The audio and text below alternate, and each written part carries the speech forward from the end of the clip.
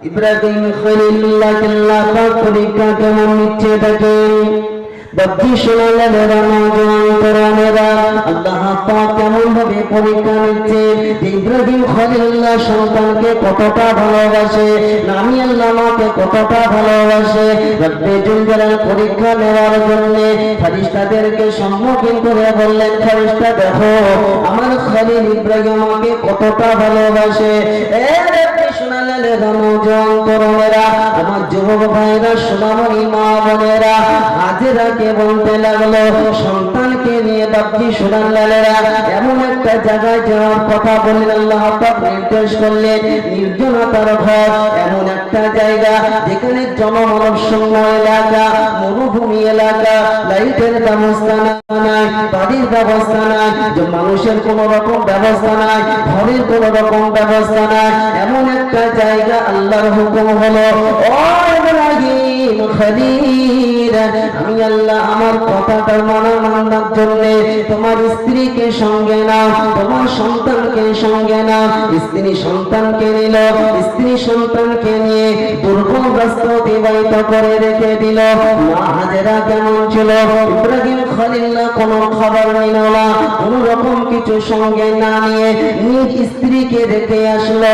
স্ত্রীকে যখন রাখলো, স্ত্রী একটা কথা বলেছিল, ও স্বামী আমাকে রেখে যাচ্ছ যাও, আমি তোমাকে বাধা দেব না, তোমার কাছে কিছু আবদার করব না, আমি একটা কথা শুনতে চাই, তুমি যে আমাদেরকে এখানে রেখে যাচ্ছ আমার সন্তান এবং আমাকে, এটা কি তোমার ইচ্ছায় না তোমার রবের ইচ্ছায়? কার ইচ্ছা? তোমার ইচ্ছায়। ইব্রাহিম খলিলের স্ত্রী হাজেরা বলছে যে স্বামী তুমি যে আমাকে এখানে রেখে যাচ্ছ, জনশূন্য এলাকা, মরুভূমি এলাকা, কি বললেন যে লাইটের ব্যবস্থা নাই, খাবার ব্যবস্থা নাই, পানির ব্যবস্থা নেই, এটা কি নিজের ইচ্ছা রেখে যাচ্ছ না আল্লাহর ইচ্ছায়? শুনছেন? ইব্রাহিম খলিলুল্লাহ সেই সময় শুধু নিজের মাথাটা সারমা বালাটা ইশারা করেছিল, বিবি সেই সময় উত্তর দিয়েছিল, শুনে রেখে দাও। উলামায়ে কেরাম নকল করছেন, তারিখের কিতাব নকল করছেন, শুনে রেখে দেন। বলেছিল স্বামী যাও, চলে যাও, এই জনমানব শূন্য এলাকায় আমাদের জন্য যিনি যথেষ্ট তিনি হলেন আল্লাহ। যদি এটা আল্লাহর হুকুম হয়ে থাকে, যদি এটা আল্লাহর আদেশ হয়ে থাকে, আল্লাহ আমাদের জন্য যথেষ্ট, আর কোনো জিনিসের প্রয়োজন নাই। বাকি শোনালেন নওজোয়ান তরুণেরা, ভালো করে শুনে রেখে দেন। ইব্রাহিম খলিলুল্লাহর ফ্যামিলিকে আল্লাহ পাক কত বরকতময় করেছেন একবার দেখেন, কত ত্যাগ তিতিক্ষা, কত কুরবানি, প্রতিটা পরীক্ষায় ফার্স্ট, একদম ফার্স্ট হয়েছেন। বাকি শোনালেন নওজোয়ান তরুণেরা একাধিক পরীক্ষা নিয়েছেন। আল্লাহ পাক কেমন সর্বশেষ কেমন বরকতময় করেছেন দেখেন। ইব্রাহিম খলিলুল্লাহ যখন কাবা বাইতুল্লাহ নির্মাণ করতে লাগলো, কাবা বাইতুল্লাহ যখন নির্মাণ করতে লাগলো, কাবা বাইতুল্লাহ যখন নির্মাণ করতে লাগলো, নির্মাণ করতে করতে দেয়াল কমপ্লিট হতে লাগলো। এখন উপরে উঠতে গেলে তো সিঁড়ির প্রয়োজন, মাচার প্রয়োজন। আমরা যখন ঘরে দেয়াল করি কি বলেছি, যদি 10টা 12টা গাঁথা হয়ে যায় তারপরে আর নিচে গাঁথা যায় কি? কি করতে হয়? মাচার লাগে, সিঁড়ির প্রয়োজন লাগে কি লাগে না? ইব্রাহিম খলিলুল্লাহ আল্লাহর কাছে ফরিয়াদ করলেন, রব্বে জুল জালাল, ইব্রাহিম খলিল ওই পাথরের উপরে দাঁড়িয়ে যাও, পাথরের উপরে নিজের পাটা রেখে দেবে। পাথরের উপরে পাটা রেখে দিল ইব্রাহিম খলিলুল্লাহ। পাথরের উপরে যখন পা রেখে দিল, পাথর অটোমেটিক্যালি উপরে উঠতে লাগলো। যখন উপরে ওঠার প্রয়োজন পাথর উপরে উঠে যায়, যখন নিচে নামার প্রয়োজন পাথর নিচে নেমে যায়। কার ইশারায় হচ্ছে? আল্লাহর ইশারায়। বাকি শোনালেন নওজোয়ান তরুণেরা, কোনো কল্পনা, কোনো কিসসা না। যদি কোনো হাজী এখানে থাকে, হাজীকে জিজ্ঞাসা করবে, কোনো উলামা থাকলে জিজ্ঞাসা করবে, কোনো আলেম থাকলে জিজ্ঞাসা করবে। আজ পর্যন্ত কাবা বাইতুল্লাহকে শুনে রেখে দেন, চত্বরে শুনে রেখে দেন, ওই মাকামে ইব্রাহিম ওখানে তোয়াফ করার পরে রাকাত নামাজ পড়তে হয়। বাপজি সোনান্দালেরা নওজোয়ান তরুণেরা, এটা আল্লাহ পাক ওই পাথরকে বরকতময় করে দিয়েছেন। ইব্রাহিম খলিলুল্লাহ যে পাথরের উপরে পা দিয়েছিল, ওই পাথরটাকে আল্লাহ পাক বরকতময় করে দিয়েছেন। প্রতি হাজি যখন তওবা হয়ে যাবে, ওই মাকামে ইব্রাহিমে 2 রাকাত নামাজ পড়তে হয়।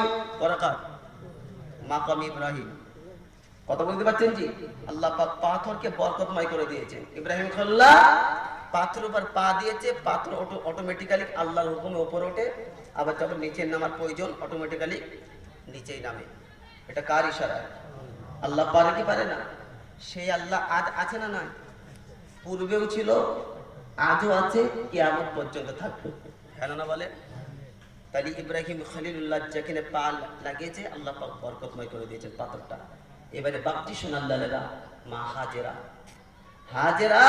এই যে সাফা আর মারওয়া কি বলেন জি, এই 2 পাহাড়ের মধ্যে 7 বার চক্কর দিয়েছিল। কতবার? 7 বার।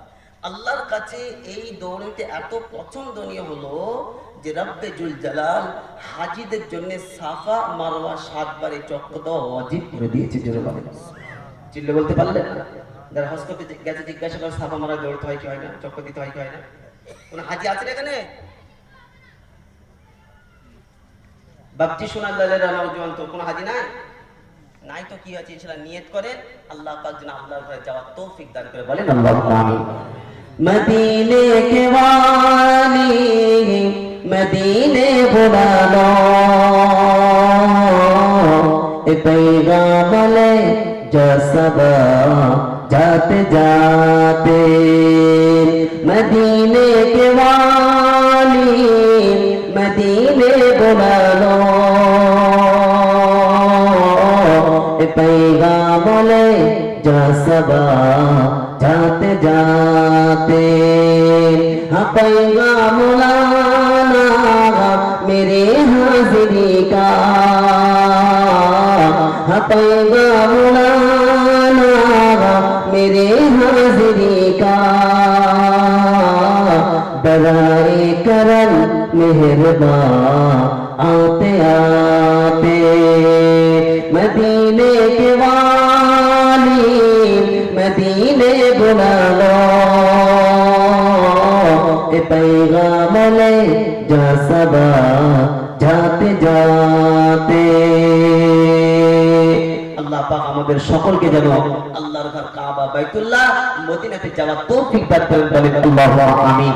যে কথা আপনাদেরকে শোনাচ্ছিলাম, ইব্রাহিম খলিলুল্লাহ পাথরে পা দিয়েছেন, আল্লাহ পাক কিন্তু সেটাকে মাকামে ইব্রাহিম, সকালে ওখানে গিয়ে 2 রাকাত নামাজ পড়তে হয়, তো পাথরকে বরকতময় করে দিয়েছেন। মা হাজেরা সাফা মারওয়া করে চক্কর লাগিয়েছে, আল্লাহ পাকের কাছে এটা এত পছন্দনীয় হয়েছে। বাপজি সোনাল্লালেরা নওজোয়ান তরুণেরা নিজের শরীরে রেখে দেন ছোট্ট সন্তান দৌড় ফুরিয়ে গেছে। এ যুবকেরা নওজোয়ান তরুণেরা আল্লাহর কাছে ফরিয়াদ করলেন। এদিকে বাপজি সোনাল্লালেরা ছোট্ট শিশু দুধের জন্য তড়পায়, শুধু দুধের জন্য চিল্লায়। এমত অবস্থায় সাফা মারওয়ায় মা হাজেরা একবার এখানে দৌড়ায়, একবার সাফা থেকে মারওয়া, মারওয়া থেকে সাফা, পাহাড়ে 7 বার চক্কর লাগিয়েছে। বাপজি সোনাল্লালেরা নওজোয়ান তরুণেরা রব্বে জুল জালালের কাছে এই দৌড়ানোটা এত পছন্দনীয় হয়েছে, রব্বে জুল জালাল হাজিদের জন্য এটাকে ওয়াজিব করে দিয়েছে। ইসমাইল জাবিহুল্লাহ শুনে রেখে দেন, ছোটবেলা থেকে তিতিক্ষা ত্যাগ, তিতিক্ষা কষ্ট মোজাগাদা রব্বে জুল জালালের কাছে ইসমাইল জাবিহুল্লাহ এত পছন্দনীয় হলো, নিজের পা যখন জমিনে করলো রব্বে জুল জালাল ওখান থেকে শুনে রেখে দেন পানির ফোয়ারা বার করলো। হাজেরা সঙ্গে সঙ্গে কানে একটা খড়খড় একটা শুনতে পেল, এসে দেখছে, শুনে রেখে দেন মরুভূমির ওখান থেকে পানি বার হচ্ছে। বাপজি শোনালেন নওজোয়ান তরুণেরা, ইসমাইল জাবিউল্লাহ যেখানে পা দিয়ে যে জমিনে পা দিয়ে আঘাত করেছিল, রব্বে জুল জালাল ওখান থেকে পানি বার করে দিল। বাপজি শোনালেন মা হাজেরা এমন অবস্থায় মরুভূমির বালি দিয়ে পানিগুলোকে আটকানোর চেষ্টা করছে, পানিগুলোকে আটকানোর চেষ্টা করছে। আমরা যেমন মাঠে চাষ করি, পানি আটকানোর চেষ্টা করি মাটি দিয়ে, হ্যাঁ না? ওই সময় মরুভূমি বালি দিয়ে পানিকে আটকানোর চেষ্টা করছে, পানি কোনো মতে আটকাতে পারছে না। মা হাজেরা সেই সময় একটা কথা বলেছিল, জামজাম। কি বলেছিল? জামজাম। আল্লাহর কাছে ভাষাটা এত পছন্দনীয় হলো, আজ পর্যন্ত মানুষ শুনে রেখে দেন। বাপজি শোনালেন জামজাম বলে সেটাকে চিনে, আল্লাহ পাক ওই কূপের নাম জামজাম বানিয়ে দিল। নওজোয়ান তরুণরা, আমার যুবক ভাইরা, সোনামণি মা বোনেরা, এটা এত বরকতময় কূপ, এটা এত বরকতময় পানি আল্লাহ পাক করে দিল। কোন ব্যক্তি কোন রোগের নিয়ত করে যদি ওটা খায়, আল্লাহ পাক সুস্থতা দান করে। আমার আপনার করণীয় হলো, শুনে রেখে দেন, সমস্ত নবী আলাইহিস সালাতু ওয়াস তাসলিমরা তারা কষ্টের সম্মুখীন হয়েছে, তাদেরকে ঈমানে পরীক্ষা করা হয়েছে। সাহাবা রাসূলুল্লাহি তাআলা আনহুম আজমাইন তারা কষ্ট মুজাহাদা করেছে। আমাকে আপনাকে কষ্ট মুজাহাদা করতে হবে দ্বীনের জন্য। সাহাবারা কেমন কষ্ট মুজাহাদা করেছে একবার ভালো করে খেয়াল করে দেখেন। আল্লাহর নবী সাল্লাল্লাহু আলাইহি ওয়াসাল্লাম তিনজন সাহাবাকে যুদ্ধের গভর্নর বানালেন। একজনের নাম হলো, শুনে রেখে দেন, আব্দুল্লাহ বিন রাওয়াহা। বাপজি শোনালেন নওজোয়ান তরুণেরা, আমার যুবক ভাইয়েরা, একজন হলো হারিস, একজন হলো জাফর রাদিয়াল্লাহু তাআলা। তিনজনকে আল্লাহর নবী সাল্লাল্লাহু আলাইহি ওয়াসাল্লাম যুদ্ধের লিডার বানালেন। সর্বপ্রথম বলল, যখন তোমাদের ভিতরে সর্বপ্রথম লিডার হলো, গভর্নর হলো হারিস। বাপজি শোনালেন নওজোয়ান তরুণেরা, আমার যুবক ভাইরা, সোনামণি মা বোনেরা, যখন এমনি করে সাহাবা রাসূলুল্লাহি তাআলা আজমাইনদেরকে আল্লাহর নবী বললেন, তোমাদেরকে আল্লাহর রাস্তায় যেতে হবে, জিহাদের ময়দানে যেতে হবে, তোমরা যাও বাড়ি থেকে দেখা করে আসো। এটা করে সাহাবারা দেখা করতে গেলেন। সর্বপ্রথম বাপজি শোনালেন আল্লাহর নবী সাল্লাল্লাহু আলাইহি ওয়াসাল্লামের সাহাবীরা বাড়িতে দেখা করতে গিয়ে বিবিকে বলছে, বিবি দোয়া করো তুমি, আল্লাহর রাস্তায় যাচ্ছি আমি। বিবি সঙ্গে সঙ্গে বলতে লাগলো, স্বামী আল্লাহ পাক যেন তোমাকে গাজী করে ফিরায়। কি করে ফিরায়? গাজী বোঝেন কার বলে? গাজী কে? হ্যাঁ, যার টাইটেল গাজী সে গাজী। গাজী কে? যুদ্ধে অংশগ্রহণ করে, বিজয় লাভ করে, কি বলেন যে বাড়িতে ফিরে সে হচ্ছে গাজী। কত বললেন না? আর যুদ্ধে অংশগ্রহণ করে যে কি বলেন যে মারা যায়, সে তো শহীদ। সে কি? শহীদ। তো স্ত্রী ভালো দোয়া তো করলেন যে আল্লাহ পাক আপনাকে গাজী করে ফিরায়। ভালো তো নাকি খারাপ? ভালো। তো স্বামী শুনে রেখে দেন, জাফর রাদিয়াল্লাহু তাআলা নবী সাহাবী বলছে, তুমি এই দোয়া করছো? আল্লাহ নবী আমাকে গভর্নর বানিয়ে দিয়েছে। বাপজি শোনালেরা, সাহাবাদের কি মিজাজ ছিল দেখেন। আর একজন সাহাবী আব্দুল্লাহ বিন রাওয়াহা রাদিয়াল্লাহু তাআলা, শুনছেন? সবে নতুন বিয়ে করেছে, এখনো বাসরাত অতিবাহিত করেনি। প্রতিটা যুবকের বাসরাত কত ইম্পর্টেন্ট বলেন তো দেখি। কি বললেন? বাসরাত কত দামি। ও বেলা ঘুম ভাঙে, অন্যদিন ঘুম ভাঙে 7টার, অন্যদিন ওই সময় ঘুম ভাঙে বেলা 2টোয়। কত বুঝতে পারছেন না? প্রতিটা পুরুষের বাসরাত অতিবাহিত হয়নি, সবে মাত্র বিয়ে করেছে, এখনো কথোপকথন তেমন হয়নি, ভালোভাবে স্ত্রী স্বামীকে দেখেও নি। শুনছেন? তো স্ত্রী বলছে, স্বামী তুমি যাও, আল্লাহ রাস্তায় আল্লাহ নবী তোমাকে নিযুক্ত করেছে, তুমি যাও, আমি নিষেধ করবো না, কিন্তু একবার তোমাকে আমি একটু দেখতে চাই, একবার কথা বলতে চাই, একটু দেখতে চাই, আমার স্বামীটা কেমন একটু দেখি, তোমার সঙ্গে তো একটা রাত অতিবাহিত করিনি। সঙ্গে সঙ্গে আল্লাহ নবী সাল্লাল্লাহু আলাইহি ওয়াসাল্লাম সাহাবী আব্দুল্লাহ বিন রাওয়াহা রাদিয়াল্লাহু তাআলা বলল যে না, আমি যদি তোমার সঙ্গে দেখা করি, যদি কথোপকথন করি, তাহলে তোমার ভালোবাসায় আমি জড়িয়ে যাব, আল্লাহর রাস্তায় জিহাদে যাওয়া আমার হবে না, আমার বাধা হয়ে দাঁড়াবে। তোমাকে রাজি করতে গিয়ে আল্লাহকে নারাজ করা যাবে। জোরে বলে। কি বলেন জি? বলছে স্বামী আমি তোমাকে কিভাবে চিনবো যে তুমি যে আমার স্বামী? কি করে চিনবো? একবার নয়ন ভরে একবার দেখবো, একবার শুধু দেখবো, ব্যাস। কোনো জিনিস চাইবো না, কোনো আবদার করবো না, শুধু একবার দেখবো, একবার দেখবো। ভাবছি সুনাল্লাহ সাহাবীদের কি মিজাজ। সাহাবী সঙ্গে সঙ্গে কি বলেন যে নিজের দামানের কাপড়, জামার এক টুকরা কাপড় স্ত্রীর হাতে ধরিয়ে দিল। ও স্ত্রী, ময়দানে মাহশারে যখন দেখবে যে যার কাপড় ছেঁড়া, টুকরা জামার পিছনে দামান ছেঁড়া, ওটাই হলো তোমার স্বামী, ওটা তোমার স্বামী। যুদ্ধের ময়দানে চলে গেছে বাদ্দি সোনার লালেরা, নওজোয়ান তরুণেরা, আমার যুবক ভাইয়েরা। প্রথম আল্লাহ নবী যাকে নিযুক্ত করলো সে লড়তে লড়তে শহীদ হয়ে গেল। দ্বিতীয় ইসলামের ঝান্ডা জাফর রাদিয়াল্লাহু তাআলা ডান হাতে উত্তোলন করলেন। কাফেররা জাফর রাদিয়াল্লাহু তাআলা আনহুকে সর্বপ্রথম অ্যাটাক করলো ডান হাতে। জাফর রাদিয়াল্লাহু তাআলা বাদ্দি সোনার লালেরা কোনো মতে ইসলামের ঝান্ডাকে জমিনে ফেলতে দিল না, বাম হাতে ইসলামের ঝান্ডা ধরলো। কাফেরদের কাছে এটা পছন্দ হলো না। বাদ্দি সোনার লালেরা, যুবক ভাইরা, আমার সোনামণি মা বোনেরা, তারা সঙ্গে সঙ্গে বাম হাতটা কেটে দিল, ডান হাত কেটে দিল, বাম হাত কেটে দিল। জাফর রাদিয়াল্লাহু তাআলা নবীর সাহাবী কত কষ্ট দেখেন, ইসলামের জন্য কত কষ্ট করেছে। জাফর রাদিয়াল্লাহু তাআলা দুই বাহু দিয়ে, দুই হাত একেবারে পোজ দিয়ে কেটে দিয়েছে, দুই হাত কেটে দিয়েছে, বাহু দিয়ে ইসলামের ঝান্ডাটা ধরে রেখে দিয়েছে।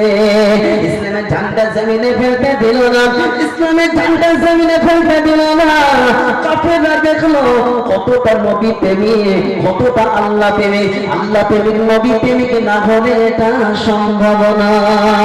বাদ্দি সোনার লালেরা, যুবক ভাইরা, আমার সোনামণি মা বোনেরা, কাফেররা পিছন থেকে এসে জাফর রাদিয়াল্লাহু তাআলাকে এটা তারা সহ্য করতে পারলো না। সর্বশেষ তারা এসে জাফর রাদিয়াল্লাহু তাআলাকে মধ্যখান দিয়ে দুটো করে দিল। এইদিকে আল্লাহ নবী সাল্লাল্লাহু আলাইহি ওয়াসাল্লাম তিনজনকে নিযুক্ত করলেন।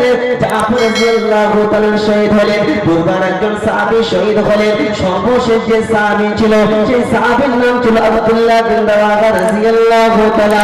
এই সাহাবী 3 দিন ক্ষুধার্ত ছিল, 3 দিন কিছু খেতে, 3 দিন কিছু খাওয়ার ছিল না, 3 দিন কিছু খেতে পায় না। তার চাচাতো ভাই একটা গোশতে গুটি নিয়েছে, একটা টুকরো নিয়েছে। বাদ্দি সোনার লালেরা সবে মাত্র গালেতে দেবে, লুকমাটা গালে তুলবে, এমন অবস্থায় তার কানে আওয়াজ এসেছে মুসলমান পরাজয় লাভ করছে। সঙ্গে সঙ্গে আব্দুল্লাহ বিন রাওয়াহা রাদিয়াল্লাহু তাআলা সঙ্গে সঙ্গে রুটিটা ফেলে দিল, ওই টুকরোটা ফেলে দিল। বাদ্দি সোনার লালেরা নিজেকে উদ্বুদ্ধ করতে লাগলো, নিজেকে তারগিব দিতে লাগলো। বললো, আব্দুল্লাহ বিন রাওয়াহা, তুমি কি মৃত্যু পছন্দ করো না? মৃত্যু তো একদিন তোমার হবে, বাড়িতে হবে, একদিন তোমার তো মৃত্যু হবে। বাদ্দি সোনার লালেরা,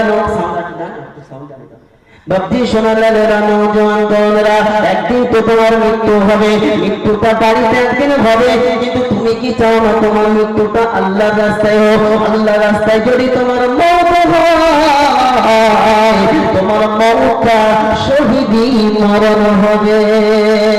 বাদ্দি সোনার লালেরা, নওজোয়ান তরুণেরা, ও আব্দুল্লাহ বিন রাওয়াহা, এই সময় যদি তোমার জমিনের কথা মনে পড়ে, যদি তোমার জায়গাটার কথা মনে পড়ে, সব কিছু আল্লাহর রাস্তায় জমিনের স্মরণ করলে হবে না। এই সময় যদি বিবির কথা মনে পড়ে, বিবি তালা, বিবিকে ভালোবাসতে গিয়ে ইসলামকে পিছে ফেলা যাবে না। বাদ্দি সোনার লালেরা, নওজোয়ান তরুণেরা, আমার যুবক ভাইরা, সোনামণি মা বোনেরা, আব্দুল্লাহ বিন রাওয়াহা রাদিয়াল্লাহু তাআলা নিজেকে তারগিব দিতে, নিজেকে উদ্বুদ্ধ করতে। এইরকম করতে করতে আব্দুল্লাহ বিন রাওয়াহা রাদিয়াল্লাহু তাআলা আগে বাড়তে লাগলেন। ইসলামের ঝান্ডাটা নিজে হাতে নিয়ে কাফেরদের সঙ্গে লড়াই করতে করতে আব্দুল্লাহ বিন রাওয়াহা রাদিয়াল্লাহু তাআলা উনিও শেষে শহীদ হয়ে গেলেন। ও বীরভূম জেলার যুবকেরা, আপনার আমার সোনামণি মা বোনেরা, মুসলমানদের ঐতিহ্য, মুসলমানদের সম্পদ হলো মসজিদ। এই মসজিদ যখন জমিনে থাকবে, মসজিদের সঙ্গে যখন তোমার সকাল সন্ধ্যা সম্পর্ক হবে, তোমার ঈমান যিনি বাড়িয়ে দেবে তিনি হলেন আল্লাহ। কে? মসজিদ কাদের সম্পদ? বলে সব চুপ করে আছে। কি বলি? যেখানে জমি আমার সম্পদ, বাড়ি আমার সম্পদ, হ্যাঁ না বলো?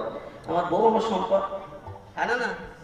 জমি অত ভুল কাজ করি। মসজিদ আমার সম্পদ, ওটা ইমাম সাহেবের সম্পদ। কার বলে? ইমাম সাহেব, মসজিদ মুতওয়াল্লি যারা তাদের। গরু হারানো বুঝেন? গরু হারানো বুঝেন? চাষির গরু হারিয়ে গেছে, গরু হারিয়ে গেছে, গরু পাচ্ছে না, মাথার টেনশন। কি বলে? দেখছি এত টেনশন, কি করে কি করবো? দোকান থেকে মোটা মুড়ি কিনেছে আর চানাচুর কিনে কাঁচা ধান শুধু চিবাচ্ছে। কথা বুঝতে পারছেন? কপাল দিয়ে টস টস টস টস করে গরম ঝাম করছে। কথা বুঝলেন? এখন খুঁজে খুঁজে দেখে যে গরু মসজিদে কি বলেন কি বারান্দায় পায়খানা করে দিয়েছে। তখন মসজিদ ছিল কাঁচা আর বেড়া ছিল দুর্বল। কথা বুঝতে পারছেন না? তো এখন মসজিদের মোতওয়াল্লি এরা কি বলেন যে হাতা গুটে বসে রয়েছে যে আজকে যার গরু হবে আগে জবাই করে তারপর অন্য কথা। এই গরু মসজিদ বাথরুম করে দেখি আজকে। তা ও এসছে সেরকম এদের কপালে ঘাম ঝরঝর করছে। বলছে এই কি ব্যাপারে, তুই গরুটা বাদ দিস না? বেয়াদব কথা বলে। এখন এই পায়খানা কে এ করবে? পরিষ্কার কে করবে? বলে বেশি চিল্লাবে না, বেশি চিল্লাবে। বলছে কি রে, এ তো ওজন কম। বলছে ও গরু বলে মসজিদ এসছে। আমার কোনোদিন দেখেছেন? কি বললেন জি? ওর বুদ্ধি নাই, ও বোকা বলে মসজিদে এসছে। আমার থেকে জানেন অত বোকা, যা পর্যন্ত মসজিদে যায় না। এই যুবকেরা, বাপজি সোনার লালেরা, মসজিদের সম্পদ যখন ছিনিয়ে নেবে, এটা কি কিছু সংখ্যক মানুষের কষ্ট হবে? যারা মুসলমান সকলের কষ্ট হবে। যারা চুপ করে থাকবে এদের বিচার কে করবে? বলে তাহলে বুঝতে পারছেন কষ্ট কার হচ্ছে? যে মসজিদ ওটা তো কি বলেন যে কষ্ট তো তাদের হবে, আমার কিসের? আরে বোকা, ঈমানওয়ালার পাওয়ার হাউস হচ্ছে মসজিদ। পাওয়ার হাউস কি? এই এত লাইট জ্বলছে না, এই ট্রান্সফর্মার বোঝেন? আপনার ট্রান্সফর্মার বোঝেন? গ্রামের ট্রান্সফর্মার কটা থাকে? 10টা না 12টা? কটা? একটা। এই যতই দামি মেশিন হোক ট্রান্সফর্মারটা লাগিয়ে দেয়, দেখি কিরম চলে? চলবে কি? হ্যাঁ, যেহেতু জেনারেটর চালাবো, জেনারেটর চালাবো তো জেনারেটরে কি বলেন যে একটা ইয়ে আছে, যতক্ষণ পর্যন্ত আপনি স্টার্ট না করবেন ততক্ষণ পর্যন্ত কারেন্ট আসবে না। তো প্রতিটা মুসলমানের সম্পর্ক শুনে এখানে পাওয়ার হাউস হচ্ছে মসজিদ। কি? এই মসজিদে তারা হানা দিচ্ছে, অর্থাৎ ওয়াকফ লিল্লাহ। মসজিদ ব্যক্তিত্ব, যদি কোনো ব্যক্তির জমি যদি বলে যে আমার এই জমি, নামাজ হবে? এই মসজিদকে ব্যক্তিত্ব দায়িত্ব করতে পারবে কি? ব্যক্তি মসজিদ কি ব্যক্তিত্ব না আল্লাহ? কোন ব্যক্তি বলতে পারে যে মসজিদ আমার? যদি কেউ বলে মসজিদ আমার ঘর, নামাজ হবে? কারণ অধিকার আছে কি? এই ধরে নেন আপনাদের বীরভূম জেলায় একটা মসজিদ আছে, তো এই মসজিদটা শুধুমাত্র বীরভূম জেলার জন্য নির্ধারিত না সমস্ত মুসলমান যারা দাবি করবে সকলের জন্য মসজিদ? আমি কালিমুল্লাহ আপনাদের গ্রামে আসলাম, এখন ঈশার নামাজটা পড়বো, যদি যাই তো আপনি কি না দিয়ে দেবেন যে হুজুর আপনার বাড়ির উত্তর 24 পরগনায় কেন ঝামেলা করতে আসলেন, আপনার নামাজ এখানে হবে না? এরকম বিষয় কি? প্রতিটা মুসলমানের সমান অধিকার, হ্যাঁ না বলেন? সে এই মসজিদ বলেন আর বিশ্বের যত মসজিদ আছে সমস্ত মসজিদ কি মুসলমান যেতে পারবে? পারবে না? পারবে না কেন? মুসলমান কারোর বাপের সম্পদ নাই, মুসলমান হচ্ছে ওটা আল্লাহর। কি বলেছি? মসজিদ হচ্ছে আল্লাহর ঘর। মসজিদ কার ঘর? প্রতিটা মসজিদ আল্লাহর ঘর। আর আল্লাহর কাছে সবথেকে শ্রেষ্ঠ জায়গা কায়নাতে আহাব্বুল বিলাদি ইলাল্লাহি মাসাজিদুহা। আল্লাহর কাছে সবথেকে শ্রেষ্ঠ জায়গা কায়নাতে যদি কিছু থাকে সেটা হলো মসজিদ। বাপজি সোনার লালেরা, এই মসজিদে আপনারা শুনেছেন কিনা জানি না, ওয়াকফ বিল পাস হয়ে গেছে। ওয়াকফ বিল